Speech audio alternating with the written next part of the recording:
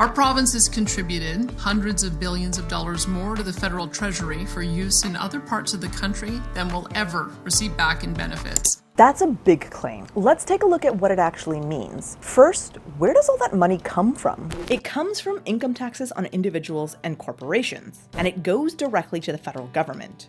The province of Alberta, like any other province, has no claim on it. That money gets spent how the federal government decides. It could be on the military, on ports, on rail lines, on foreign aid.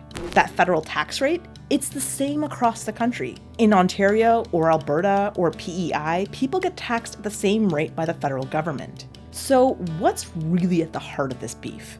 It's all about equalization. But what is equalization?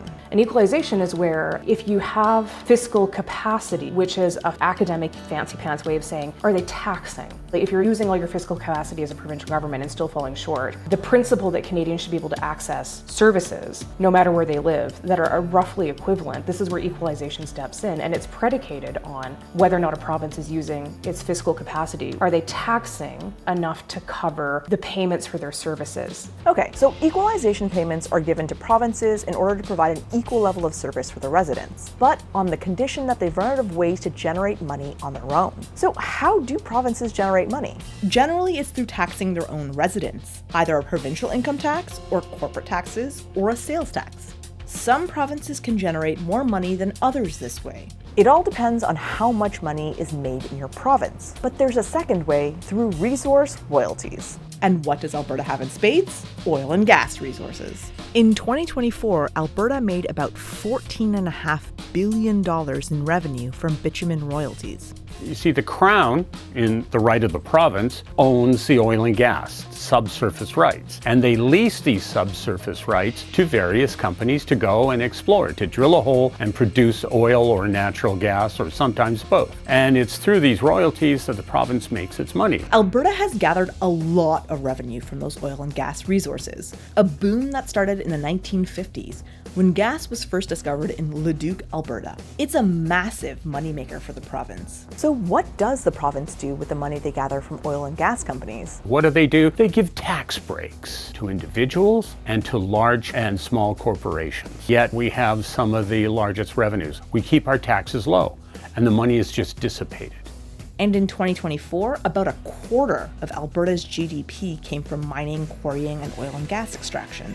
Because of that big industry, the province has one of the highest average incomes in Canada, and the lowest overall taxes in the country, according to the province's own website. In fact, the province's corporate income tax rate is 8%, which it dropped from 12% in 2015. In contrast, Ontario's corporate tax rate is 11.5%, and other provinces range from 12 to 15%. And Alberta charges no provincial sales tax, another method it could use to generate revenue. Since I have started looking at budget documents coming out of the provincial government in Alberta, we always talk about this Alberta Advantage, and the Alberta Advantage is just how much money that they're leaving on the table, that they're not gathering through taxation policy compared to any other kind of province. Other wealthy have provinces, it's usually BC, Ontario, or something along those lines, where they're taxing at the next lowest rate. And if Alberta actually just moved to that rate, we wouldn't run deficits ever.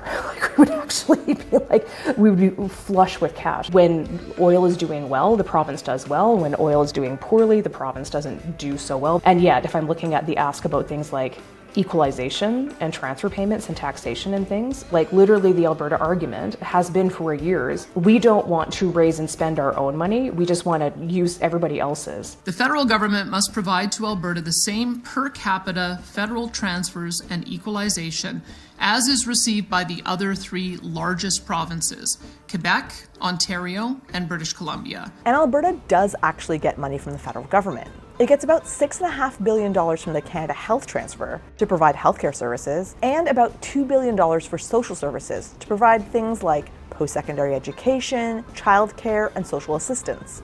Every province gets this kind of transfer. It also gets lump sum payments from the federal government to top up the Canada Health Transfer and things like fiscal stabilization payments for provinces experiencing economic downturns. Alberta received two of those, one in 2016 and one in 2020.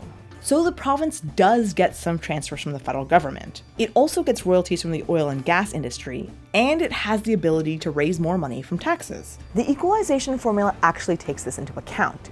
It is supposed to provide the same level of service for all Canadians at a similar level of taxation, but Albertans are paying less in taxes. When I teach this, I ask my students to be like, go convince New Brunswick, a province that's using all of its fiscal capacity, or Newfoundland and Labrador. Explain why you're entitled to federal fiscal capacity alongside people who are using all of their provincial fiscal capacity. Explain to them why you should get federal tax dollars without taxing yourself.